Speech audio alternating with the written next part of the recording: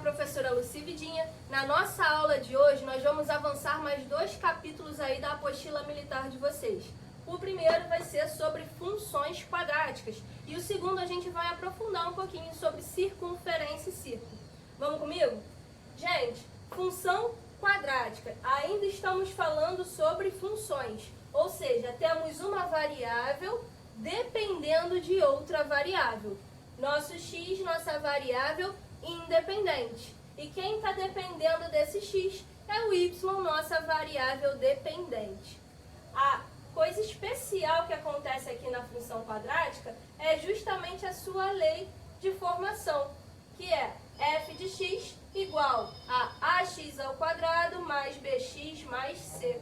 Reparem o seguinte, a nossa variável independente, o x, está com a sua maior ordem igual a 2. Por isso a gente chama de função polinomial do segundo grau ou função quadrática, tá? O gráfico desse tipo de função sempre vai ser uma parábola.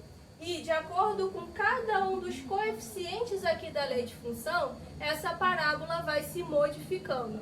Vamos falar um pouquinho agora sobre cada um desses coeficientes. Olha só. O primeiro, aquele cara que multiplica o x ao quadrado, nosso a, vai indicar para a gente a concavidade dessa parábola.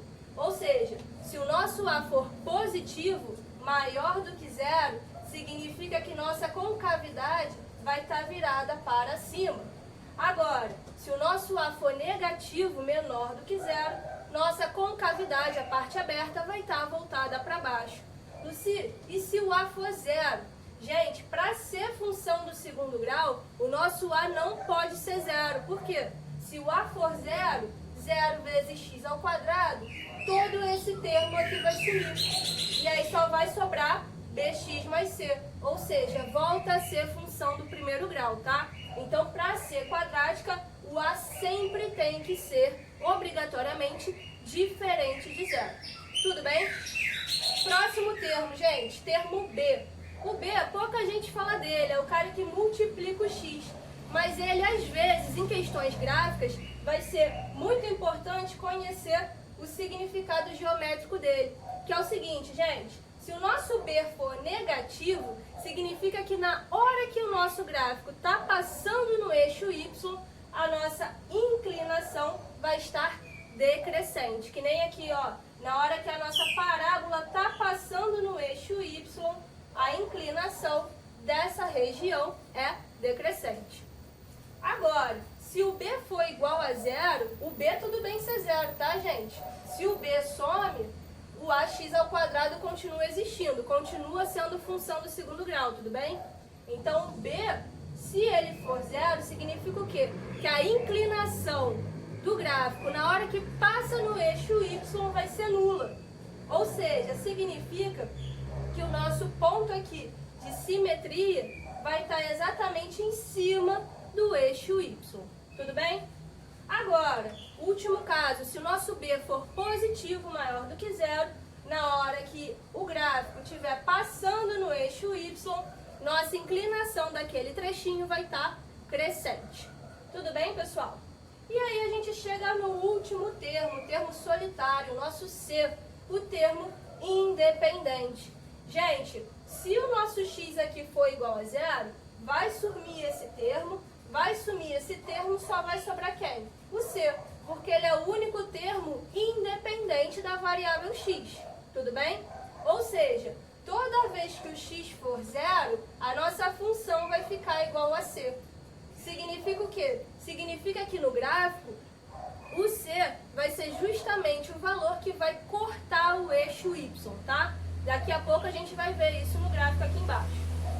Gente, raízes da função. Lucy, o que são as raízes da função? São os zeros da função, são aqueles valores de x que fazem com que a nossa função fique nula. Tudo bem? Como que a gente acha os zeros da função de uma função quadrática? Da mesma maneira, pessoal. Pega a função e iguala a zero. Os valores de x que fizerem com que a função inteira seja zero vão ser as raízes da função, tá? Como aqui a gente tem ax ao quadrado mais bx mais c Quando a gente igualar isso a zero, nós vamos ter o quê? Nós vamos ter uma equação do segundo grau. Ou seja, vai aparecer o nosso delta discriminante, b ao quadrado menos 4ac. Aqui fazendo uma pequena análise do nosso discriminante, se o nosso delta for zero, ou seja, zero não, gente, desculpa, se o nosso delta for negativo, significa que a gente não vai ter nenhuma raiz real, tá? Lembrando aqui que a gente está falando do conjunto dos reais. Se o nosso delta for zero, mais ou menos raiz de zero não vai fazer diferença, ou seja, a gente vai ter um único valor de raiz, um único zero da função. Significa que a nossa parábola só vai tangenciar o eixo x. Agora, se o nosso discriminante for maior do que zero, for um valor positivo, aí sim, a gente vai ter duas raízes diferentes cortando ali o nosso eixo x do gráfico, tudo bem? Beleza, calculou o discriminante para achar o valor da raiz, só lembrando aqui, ó, só aplicar a fórmula de Bhaskara. X igual a menos b, mais ou menos a raiz do discriminante, tudo isso dividido por 2a. Beleza, gente?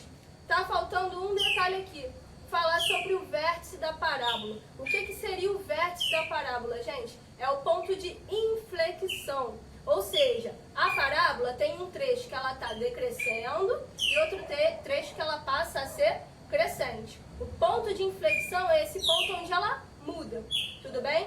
Então aqui, ó, nesse gráfico que eu coloquei como exemplo, o vértice vai ser esse pontinho aqui, ó, onde ela deixa de ser decrescente e passa a ser crescente. O vértice da parábola vai ter aqui como par ordenado o x do vértice e o y do vértice, que a gente calcula como? Através dessas duas formulazinhas aqui, em função de quem? Dos coeficientes a, b e c. O x do vértice a gente calcula como? Menos b sobre 2a, e o y do vértice menos delta que delta. Esse aqui, b ao quadrado menos 4ac, dividido por 4a. Olha aqui nesse gráfico, gente. Vamos relembrar um pouquinho de tudo que acabamos de falar. Nossa parábola está para cima, concavidade, certo? Significa que nosso A é positivo. Ó, na hora que ela passa no eixo Y, está decrescente. Significa que o nosso B vai ser negativo. O pontinho aqui laranja, que está cortando o eixo Y, vai ser quem? O nosso C, termo independente. E os pontos que cortam o eixo X são as nossas raízes, ó. O x1 e o x2. Se temos duas raízes, significa que essa função aqui teve um discriminante maior do que zero. Beleza, pessoal? Bom, gente, nessa primeira questão, como vocês viram aí no enunciado, nós temos essas duas imagens, essas duas funções. Essa primeira aqui, uma função quadrática, f de x igual a ax ao quadrado mais bx mais c. E essa segunda aqui, como é uma reta, uma função do primeiro grau, uma função afim, g de x igual a dx mais f.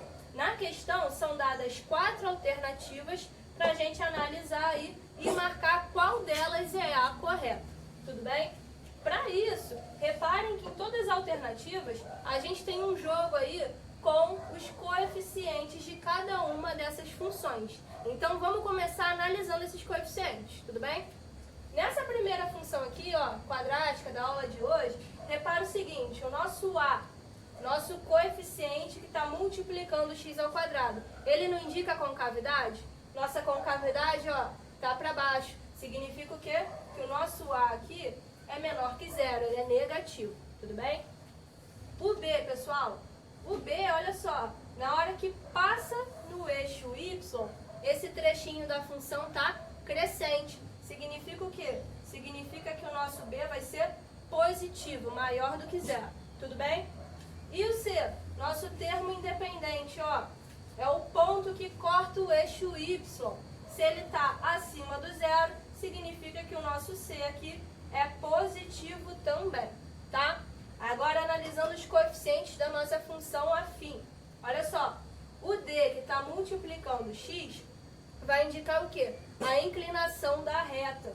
Nossa reta está crescente, significa que o nosso D vai ser positivo, maior do que zero. E o E? O E aqui, gente, é o nosso termo independente da função afim. E olha só, é o ponto que corta o eixo Y. Esse aqui é o nosso E. Se esse ponto está abaixo do zero, significa que o nosso E aqui é negativo. Pronto, gente, analisados os coeficientes, agora a gente vai verificar cada um dos itens da questão. Olha esse primeiro aqui, letra A. A mais E vezes C está falando que tem que ser maior ou igual a B. O A é um cara negativo, o E é negativo também. Somando dois caras negativos, nós continuamos com negativo.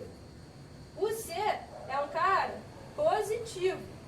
Negativo vezes positivo vai dar negativo. Enquanto que o B é um cara positivo.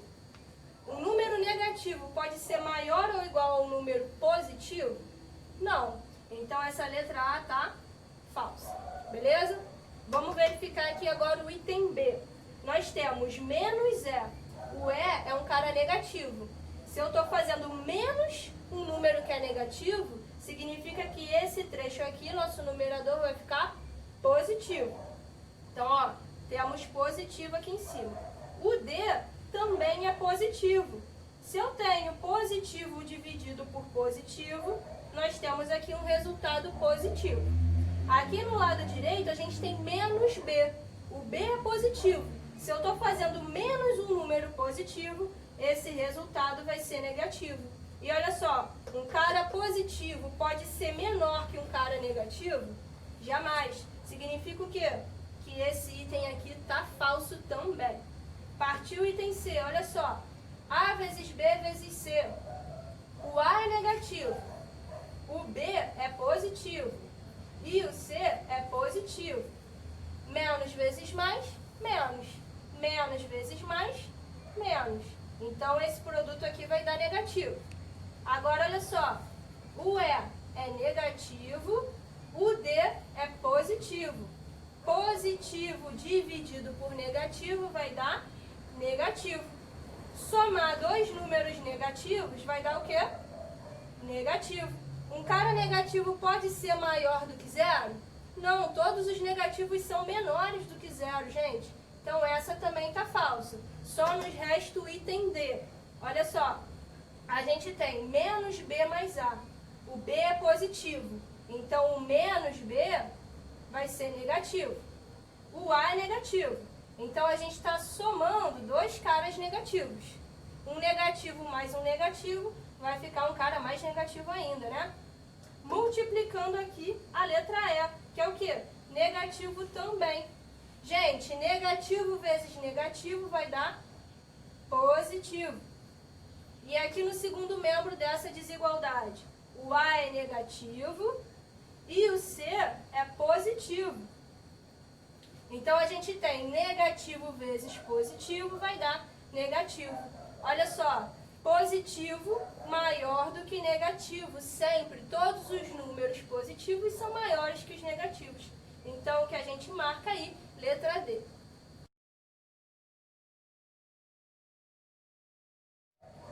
Bom, gente, agora nessa terceira questão, a grande importância dela é saber aonde alocar o nosso plano cartesiano.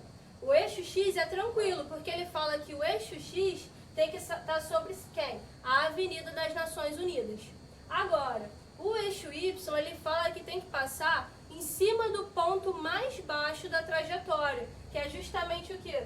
Esse ponto aqui que ele está com uma distância de 4 da avenida. Ou seja, o eixo Y, o eixo vertical, tem que passar sobre esse ponto, que é justamente o quê? O nosso ponto de inflexão, o nosso ponto do vértice da parábola. Nessa questão, pessoal, a gente quer achar qual é o valor do coeficiente A. E olha só, como é uma parábola, a nossa lei dessa função é a seguinte: ax ao quadrado mais bx mais c. Tudo bem? O valor de c é facinho de achar, porque o nosso termo independente é o cara que está cortando o eixo y. É o nosso 4. Tudo bem? O b, nesse caso, também é tranquilo de enxergar. Por quê? Porque o nosso ponto de inflexão não está passando sobre o eixo das ordenadas. Nossa inclinação aqui no eixo Y, ó, não está nula. Significa, então, que o nosso B vai ser igual a zero. Tudo bem? Agora, nós temos esse outro ponto aqui, ó, o ponto x menos 39, y 30, que a gente vai substituir nessa função para achar o valor de A. Então, olha só, a gente vai usar esse ponto, menos 39, 30. Ou seja, aonde tem x, eu vou colocar o menos 39. E aonde tem o f de x, que é o nosso y, eu vou colocar 30. Então, vai ficar A vezes o menos 39 ao quadrado, e mais o zero, né? 0 vezes x, que não precisa botar, mais o c, que é 4, igual ao f de x, que é o nosso y, que vai ser 30. Então, olha só, menos 39 ao quadrado vai ficar positivo. E esse valor vai dar 1.521A. Esse 4 já vou jogar para o outro lado, subtraindo. Vai ficar 30 menos 24, vai dar 26. Tudo bem? Esse 1.521, vou jogar para o outro lado dividindo. Então, nosso A vai ficar 26 sobre 1.521. Dá para a gente simplificar por 13 em cima e embaixo. 26 dividido por 13 vai dar 2. 1.521 dividido por 13 vai dar 117. Essa alternativa, deixa eu ver aqui, está na letra B. Show, pessoal?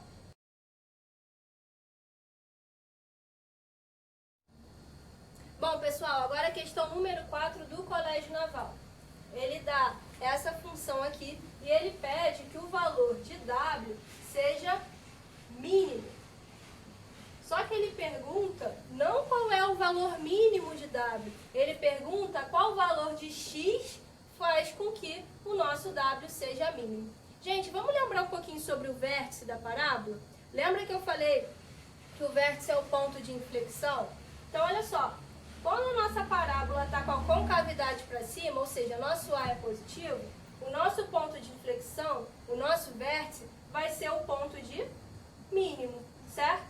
Então, se eu tenho aqui A positivo, sempre vamos ter um ponto de mínimo.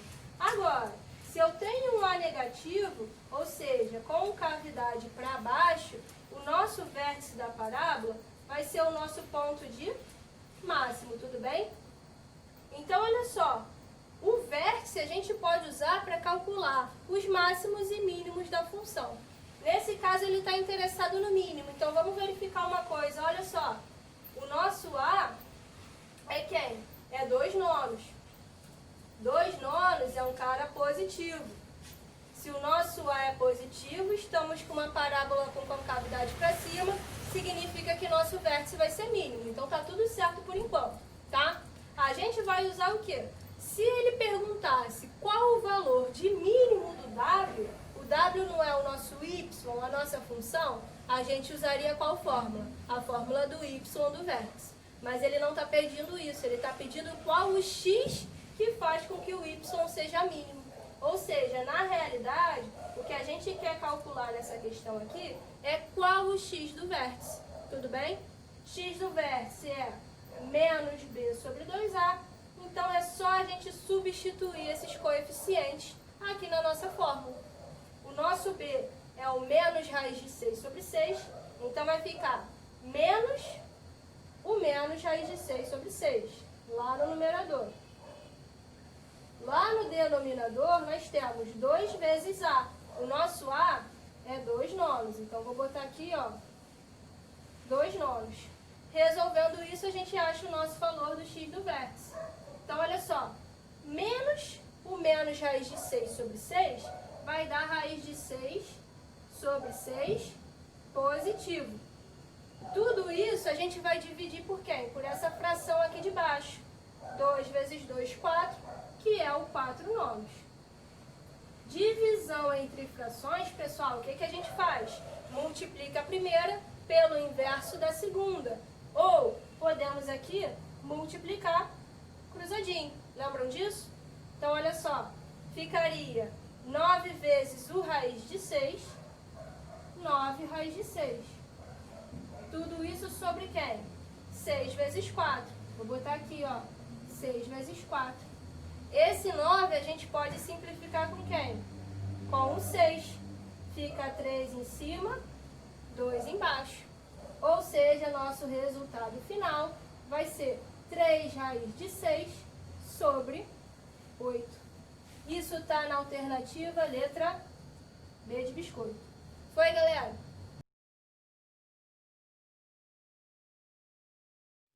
Bom, gente, quinta e última questão dessa parte de função quadrática.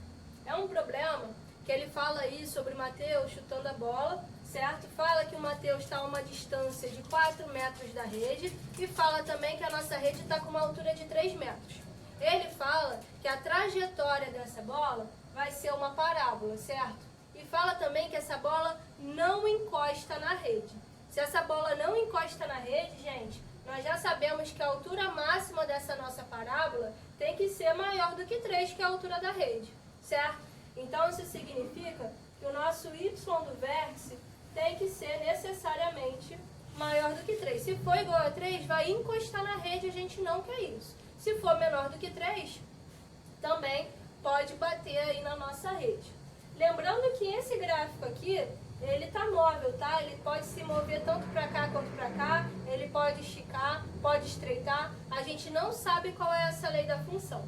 Por isso mesmo, nesse exercício, a gente vai analisar cada um dos itens para poder verificar aí qual pode ser verdadeiro e qual não pode, tá? Eu não coloquei o D aqui por causa de espaço, mas daqui a pouco a gente analisa ele também.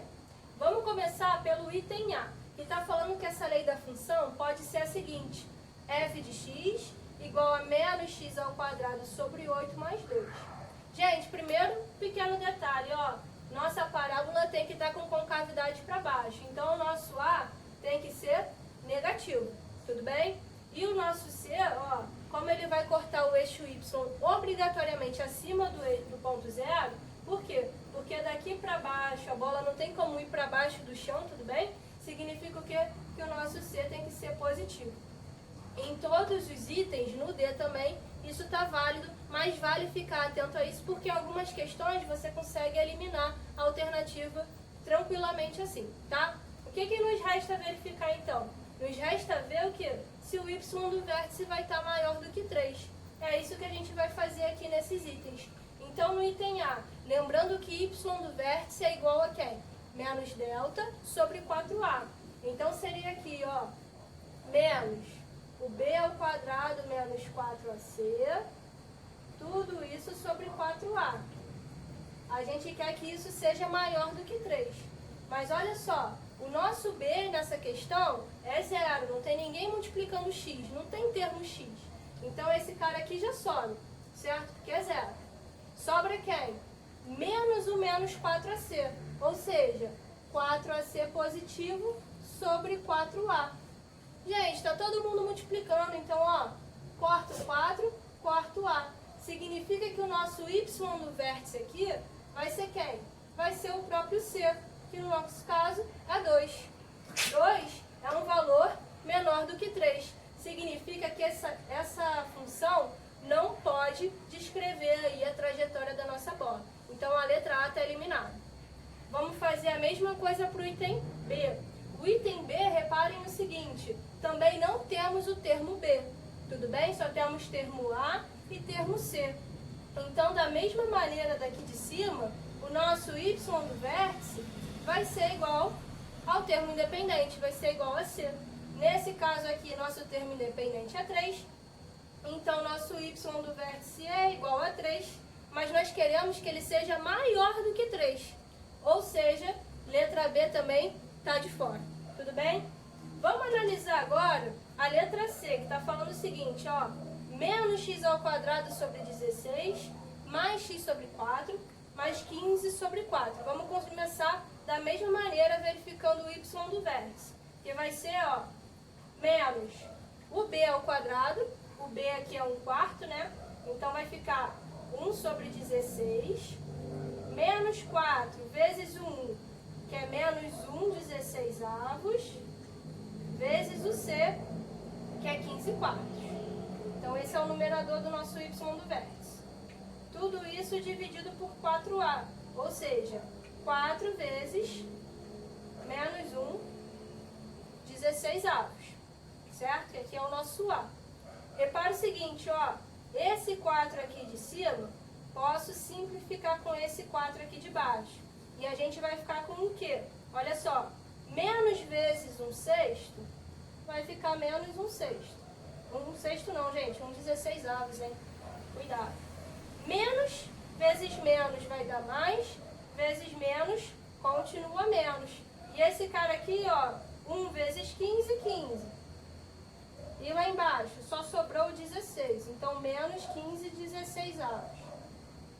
E lá no denominador, vou repetir aqui, ó, vou manter o 16 no denominador para a gente simplificar mais fácil, tá? Então ficaria aqui, ó, menos 4/16. Então olha só, nosso y do vértice nesse caso vai dar menos 1/16 menos 15/16 vai dar menos 16/16. Tudo sobre menos 4/16, ó. Podemos cortar esses denominadores iguais, simplificar esse sinal de menos, né? Já que menos dividido por menos vai dar positivo. E 16 dividido por 4 vai dar 4. Então, até agora, ó, tudo ok. Nosso y do vértice deu 4, maior do que 3. Só que a gente tem outra restrição, lembra? O Mateus, ele estava a 4 de distância da nossa rede. Então, vamos fazer um esqueminha aqui dessa função, olha só. Vou desenhar aqui esse gráfico. Aqui é o nosso x. Aqui eu vou colocar nosso y. Tudo bem? Para desenhar melhor esse gráfico, vamos achar as raízes dessa função? Para achar as raízes dessa função, pessoal, só aplicar a fórmula de Bhaskara, né? Nosso delta, ó, a gente já achou que seria o quê? 16/16, 1 inteiro. Então, nossas raízes seriam menos b, que é menos 1/4, mais ou menos raiz de 1, que é 1, que é o nosso delta, né? Tudo sobre 2a, que vai ser o quê? 2 vezes menos 1/16. Ou seja, aqui as nossas raízes dariam quanto? Ó, vamos analisar tanto o x1 quanto o nosso x2. x1 ficaria menos 1/4 menos 1. Lembrando que esse menos 1 a gente pode pensar no quê? Menos 4/4, né? Então, menos 1/4 menos 4/4 vai ficar menos 5/4. Tudo isso sobre quem? Sobre menos 2/16, ou seja, sobre menos 1/8, né? A gente pode botar assim. Ou seja, negativo dividido por negativo vai dar positivo. Esse 4 a gente pode simplificar com 8. Denominador do denominador a gente joga multiplicando lá em cima. Ou seja, nosso primeiro x1, nosso primeiro zero da função, vamos marcar aqui, vai ser o 10. Tudo bem? Próximo zero da função, olha só. Menos 1/4 mais 1. Lembrando que o mais 1, 4/4. Então, menos 1/4 mais 4/4 vai dar 3/4. Tudo isso de novo sobre quem? Sobre menos 1/8. Tá dando para enxergar? Então, olha só. Vou cortar o 4 com 8. Esse 2 eu jogo multiplicando. Positivo dividido por negativo dá negativo. Então, olha só. Nosso outro zero da função, vou marcar aqui, vai ser o menos 6. Vou fazer aqui uma parábolazinha, tá? Só para ficar mais fácil de detectar. Agora, olha só. A gente não sabe se o Mateus está aqui no 10 ou se o Mateus está aqui no menos 6. Mas a gente sabe que ele está a 4 de distância da rede. Então, ó, 4 de distância aqui do menos 6 vai bater aonde? Vai bater no menos 2, certo? E 4 de distância aqui do 10 vai bater aonde? Vai bater aqui no 6.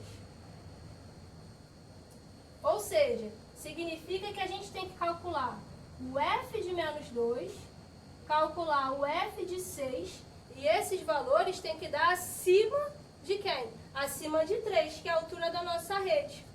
Se a gente calcula aqui, ó, f de menos 2 e o f de 6, a gente vai achar o mesmo resultado, que é 3.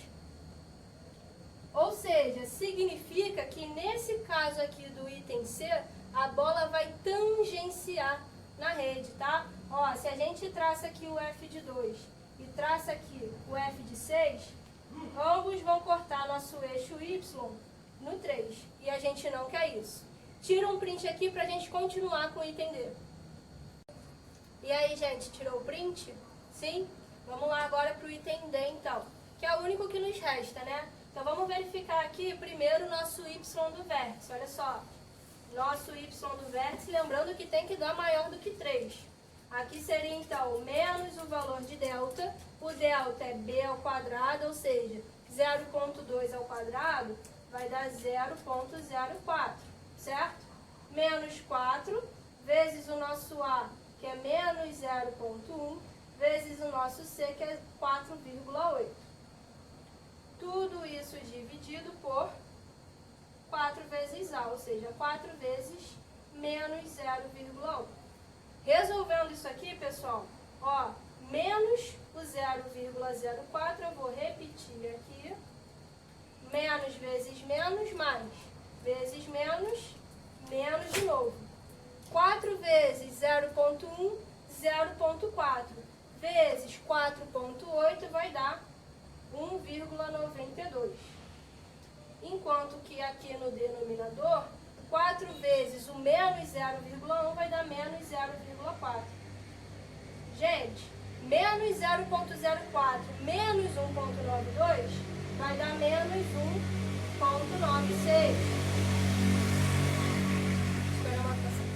Dividido por menos 0,4. Fazendo aqui essa divisão, a gente vai ter como quociente positivo 4,9. Então, olha só, deu maior do que 3. Então, por enquanto, tudo ok. Agora, a gente tem que verificar isso no gráfico. Então, ó, vou fazer aqui um esbocinho, igual a gente fez no item C, ó. Nosso x, vou fazer aqui nosso y, tá? E vou marcar as raízes dessa função. Calculando as raízes dessa função, gente, só igualando isso aqui a zero e resolvendo Bhaskara, tá? A gente vai achar, ó, como a primeira raiz, o menos 6, como a segunda raiz, o 8. Vou marcar aqui mais ou menos, então. E aí a gente vai ter uma parábola mais ou menos assim. Tudo bem? O que a gente tem que verificar? Lembra que a gente não sabe se o Mateus está aqui ou aqui? Então, a gente tem que ver para as duas extremidades, ó. Se ele está a uma distância de 4 da rede, do menos 6 mais 4, a gente para onde? No menos 2. Agora, se ele estiver na outra extremidade, no 8. No 8, voltando 4 casas, a gente vai parar aqui no 6. Gente, calculando o f de menos 2, ou seja, substituindo o x aqui por menos 2, e calculando o f de 6, a gente vai achar o mesmo valor. E esse valor vai ser igual a 4. Se a altura da nossa rede é 3, significa que está tranquilo, nossa bola não vai encostar na rede. Então, a alternativa correta aí da número 5 para fechar, letra D. Bom, galera, agora nós chegamos na nossa segunda parte da aula, cujo título está assim na apostila: Relações métricas na circunferência. Mas também é um capítulo com exercícios com uma continuação aí de círculo, tá? Por isso que eu coloquei aqui circunferência e círculo. Coloquei alguns tópicos que vão ser importantes para a gente resolver os exercícios dessa parte da apostila. Que é o seguinte, pessoal, relembrando aqui, basiquinho, diferença entre circunferência, nosso contorno, círculo, toda a região dos pontos internos à circunferência. Portanto, se eu estiver falando sobre Comprimento, eu com certeza vou estar falando sobre comprimento de uma circunferência, tudo bem? Porque comprimento a gente vai estar falando do contorno. Comprimento de uma circunferência com tamanho de raio aqui, ó, Rzinho, é só usar essa fórmula, 2 vezes π vezes esse Rzinho. Lucia, eu não quero o comprimento da circunferência toda, eu quero o comprimento só de um pedacinho, só de um setor. Gente, toda vez que a gente quiser calcular algo de um setor, basta que a gente acrescente na frente uma fração relacionando o tamanho daquele setor ao tamanho da circunferência ou do círculo todo. Então, olha só, a circunferência completa, a volta, não tem 360 graus? Então, basta que eu pegue, ó, o ângulo interno desse setor e divida por 360 graus para achar qual é essa fração. E multiplica por quem, Lucia? Nesse caso, a gente está falando do comprimento do setor, a gente multiplica pela fórmula do comprimento da circunferência. Tá, tudo bem, 360 graus. Se o alfa tiver em graus, se o nosso alfa for tratado em radianos, no lugar aqui do 360 graus, a gente coloca 2π, que é o valor em radianos do ângulo aí da volta completa. Tudo bem? Agora, se a gente estiver falando de área, representada aqui pela letra S maiúsculo, a gente vai estar falando de área de círculo. Por quê? Vai ser a região interna. Fórmula da área de um círculo com raio Rzinho vai ser quem? π vezes o Rzinho ao quadrado. Lucia, não quero a área do círculo todo, eu quero só a área de um setor. Mesma ideia, pessoal. Pega a fórmula da área do círculo, πr ao quadrado, e multiplica pela fração.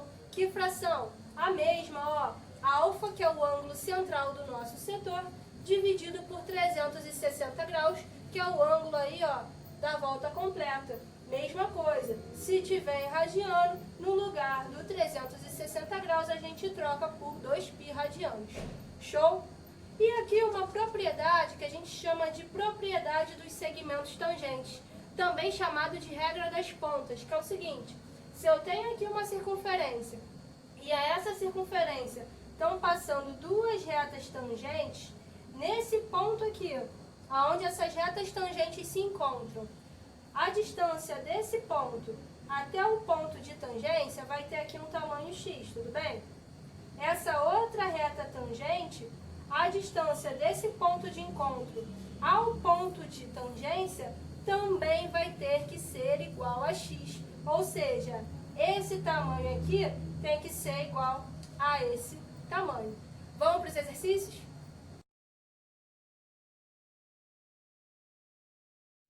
Primeira questão, pessoal, aí da EPICAR desse capítulo. Olha só, ele dá essa figura com essa circunferência aqui de centro O, fala que essa reta aqui Rzinho e essa reta Szinho são tangentes a essa circunferência, por isso que aqui, ó, o raio está perpendicular a esses dois pontos de tangência, o ponto E e o ponto F, tá? Fala que esse segmento aqui BC também é tangente à circunferência no ponto D.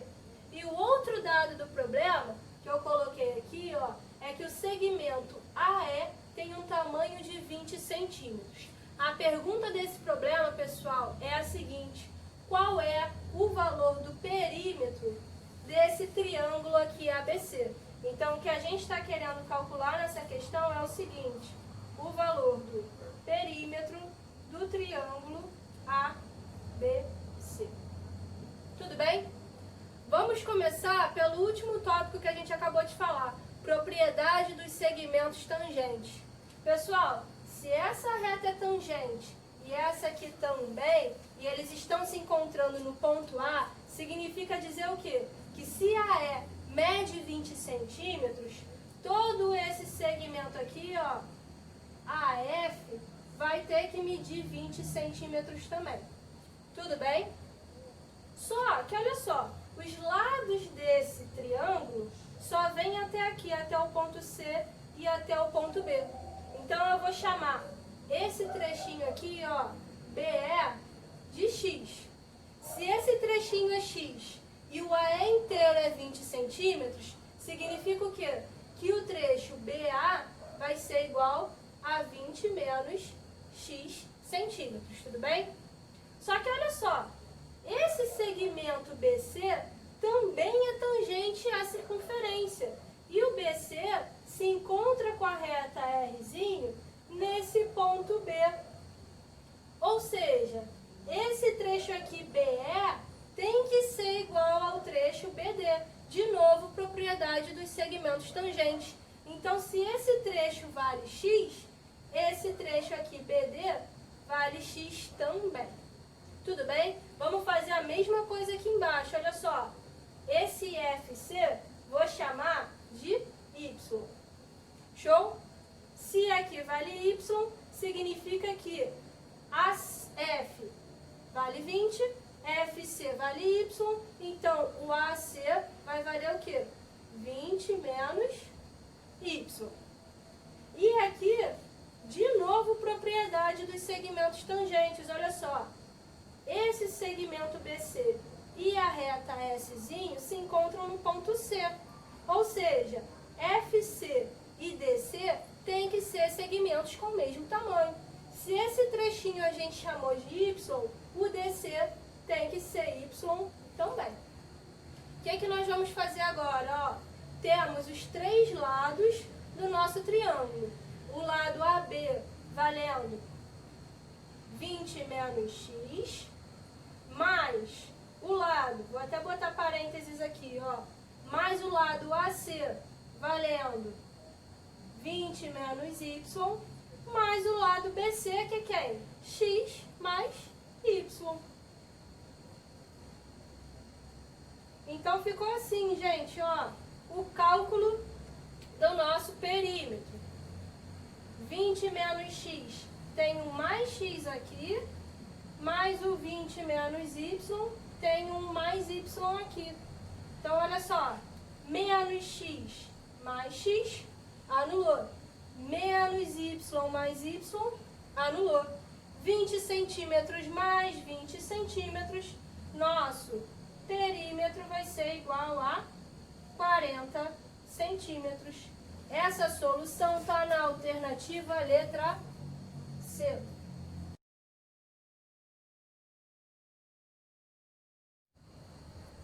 Bom, galera, essa segunda questão aqui do EPICAR dá essa imagem pra gente, tá bom? Nós temos uma circunferência com um hexágono inscrito e uma outra circunferência aqui fora, tá? Essa circunferência de fora tem um raio, que eu chamei de Rzão, que no problema é dado que tem tamanho 1, e essa circunferência aqui de dentro eu falei que tem um raio de tamanho Rzinho, tudo bem? O que é pedido na questão? Toda essa área aqui é achurada de verde, ou seja, essa área aqui de verde, pessoal, se vocês repararem, seria a área desse triângulo menos a área desse topinho aqui, tudo bem? E o que seria esse topinho? Esse topinho é a área do setor circular menos a área desse triângulo. Ou seja, a gente pode dizer que a área de um pedacinho desse aqui verdinho achurado seria o quê? Seria a área do triângulo, certo? Menos a área do setor menos a área do triângulo. Por que a gente pode falar isso? Porque esses triângulos aqui são iguais. Não é um hexágono regular? Ou seja, esse ângulo aqui interno é de 60 graus. E esses dois lados são iguais. Iguais a quem? Ao Rzinho. Então aqui nós temos um triângulo equilátero. Aqui também vamos ter um triângulo equilátero. Vão ser triângulos congruentes. Tudo bem? Por isso que a gente pode falar, então, que essa área de um pedacinho verde vai ser o quê? Vai ser o triângulo menos o topinho. E o que é o topinho? O topinho é a área do setor menos a área do triângulo. Como a área achurada tem 6 dessas pontas, nós podemos escrever assim, ó, que essa área aqui verde, que eu vou chamar assim, a área achurada, vai ser igual a 6 vezes cada uma dessas pontas. Então, para poder fazer o cálculo total dessa área, nós precisamos achar duas coisas. A área triangulinho aqui, certo? E a área desse setor circular. Achando essas duas áreas, a gente acha o total da área achurada. Tudo bem? Então, olha só. Para começar, eu já tracei aqui a alturinha desse triângulo equilátero. Gente, a altura de triângulo equilátero, a gente pode falar o quê? Que é o lado raiz de 3 sobre 2. Como o lado aqui é o Rzinho, a gente pode falar que o Hzinho é R raiz de 3 sobre 2. Certo? E se vocês repararem, como esses dois triângulos são congruentes, esse pedaço aqui também é Hzinho, também é altura. Ou seja, Hzinho mais Hzinho vai formar quem? Vai formar o Rzão, que é o raio da circunferência maior. Ou seja, podemos falar que o Rzão é igual ao dobro de Hzinho. Só que o Hzinho é R raiz de 3 sobre 2. Ou seja, 2 vezes raiz de 3, faltou o R aqui, 2 vezes o R raiz de 3 sobre 2 tem que ser igual ao Rzão, que é 1. Cortando aqui, ó, esse 2 com esse 2, a gente chega à conclusão, pegando esse raiz de 3, jogando para o outro lado, dividindo, que o Rzinho é 1 sobre raiz de 3. Racionalizando, pessoal, ou seja, multiplicando o denominador e o numerador, ambos por raiz de 3, a gente chega à conclusão que o tamanho de Rzinho é raiz de 3 sobre 3, tá? Então, chegamos aqui ao tamanho de Rzinho. Então, a gente já consegue calcular qual é a área desse triângulo. Por quê? Esse triângulo não é equilátero? A área de um triângulo equilátero não é L ao quadrado raiz de 3 sobre 4? Que é a base, vezes, que é o Rzinho, vezes a altura, Rzinho raiz de 3 sobre 2, tudo isso sobre 2. Ou seja, essa área aqui do triângulo vai ser quem? Rzinho ao quadrado raiz de 3 sobre 4. Só que o Rzinho a gente acabou de achar. É raiz de 3 sobre 3.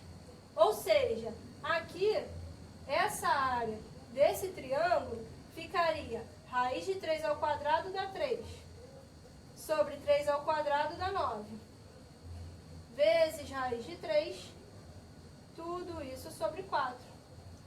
Simplificando aqui, ó, pessoal, 3 com 9, a gente chega ao quê? Que a área do triangulinho é a raiz de 3 sobre, ó, os denominadores 3 vezes 4, 12. Então, é essa a área do triângulo. Tudo bem? Agora, olha só, a área do setor que a gente viu na aula de hoje. Para calcular a área do setor, a gente faz o quê? A gente faz o ângulo, que no caso aqui é 60 graus, sobre 360 graus, que é a volta completa.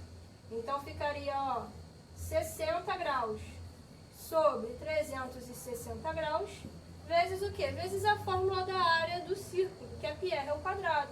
Então, seria aqui, ó, π vezes o Rzinho ao quadrado. Só que o Rzinho a gente já achou, que é raiz de 3 sobre 3. Ou seja, ficaria 3 nonos. Simplificando, pessoal, aqui daria, ó, 1/3, certo?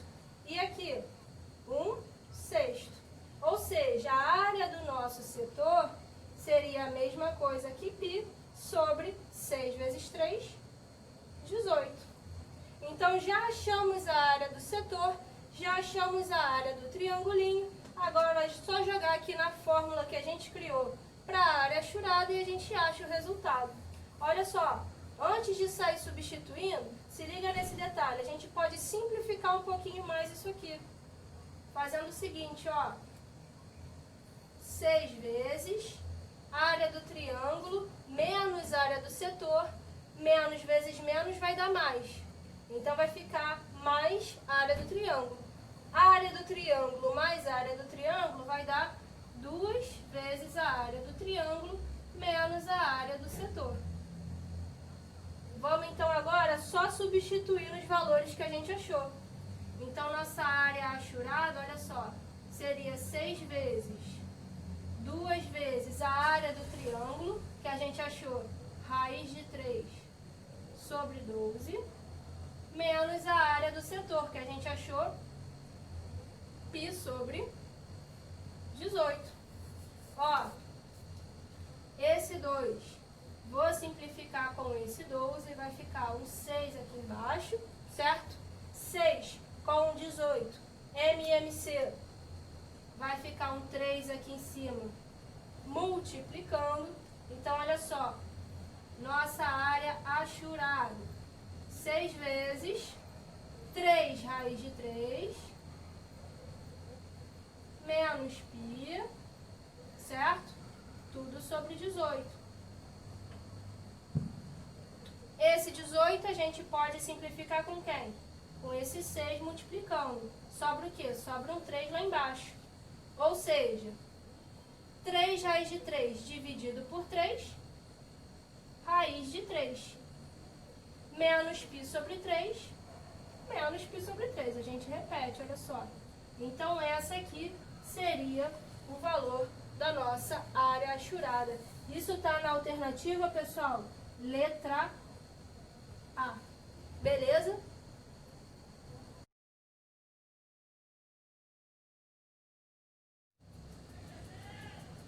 E aí, galera, nessa terceira questão, ele dá pra gente essa figura aqui com 4 circunferências tangentes entre si nesses seguintes pontos, ó, no M, no N, no P e no Q.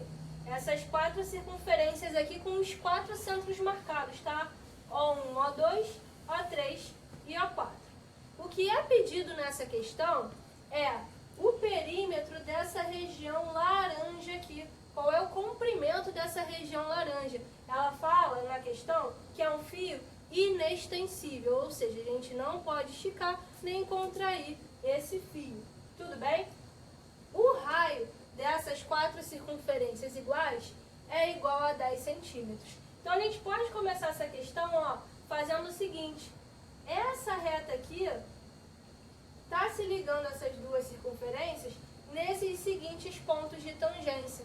Quando a gente traça, ó, o raio da circunferência ligando aqui no ponto de tangência, sempre a gente vai criar aqui um ângulo perpendicular, ou seja, um ângulo reto de 90 graus.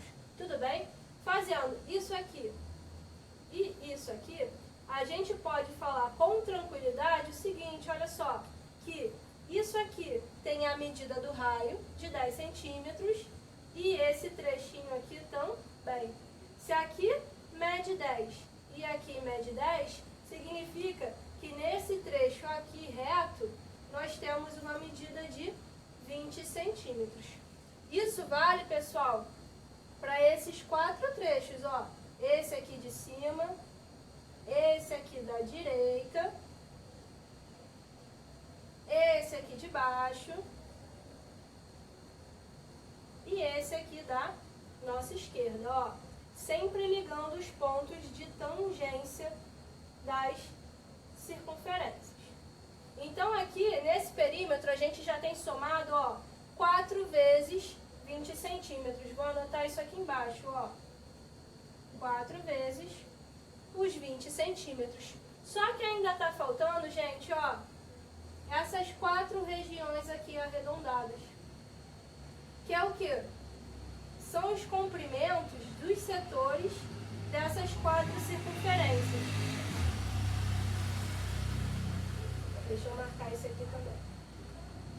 Se a gente pega um desses comprimentos aqui de setor para calcular, a gente percebe o quê? Se isso aqui é ponto de tangência também, esse ângulo central mede 90 graus. Se esse ângulo central tem a medida de 90 graus, a gente pode escrever o quê?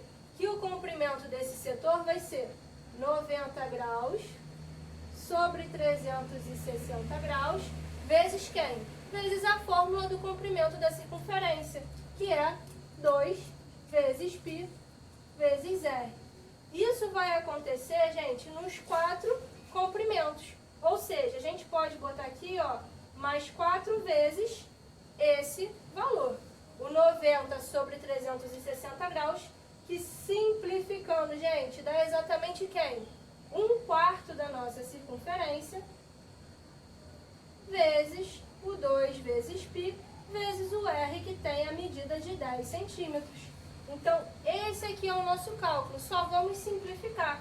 Olha só, 4 vezes 1/4 da circunferência, a gente vai estar formando justamente o quê? O comprimento, ó, se juntar esses 4 pedacinhos de uma circunferência inteira, olha só. Só simplificar esse 4 com esse 4. Então, a gente vai ter aqui 4 vezes 20, 80 centímetros, mais 2 vezes π vezes 10, ou seja, mais 20 π. Analisando as alternativas, vamos colocar, ó, esse 20 em evidência. Então, ficaria 20 vezes 80 dividido por 20, 4, mais 20π dividido por 20π. Isso tá, pessoal? Na alternativa letra C. Tudo bem?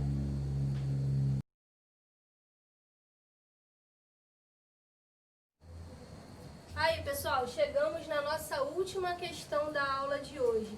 Essa número 5, ó, do Colégio Naval.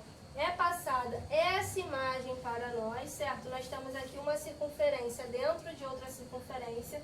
Essa pequenininha aqui tem um raio que ele informa para nós de 9 centímetros, tá?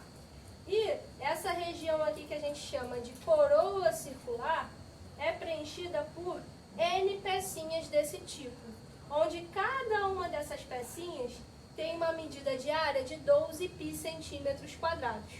Outro dado do problema é que essa diferença aqui entre o Rzão e o Rzinho tem 6 centímetros. Ou seja, a gente consegue calcular aqui bem fácil que o nosso Rzão vai ser igual a quanto? Igual a 9 centímetros mais 6 centímetros. Ou seja, nosso Rzão é igual a 15 centímetros. A pergunta dessa questão é: quantas peças desse tipo a gente vai precisar para poder preencher essa área dessa coroa? Ou seja, a pergunta é: quanto vale N, tá? Para isso, o que a gente vai fazer? Calcular a área total dessa coroa circular para poder dividir pela área de cada pecinha, para assim descobrir o número de pecinhas que vão ser necessárias. Beleza?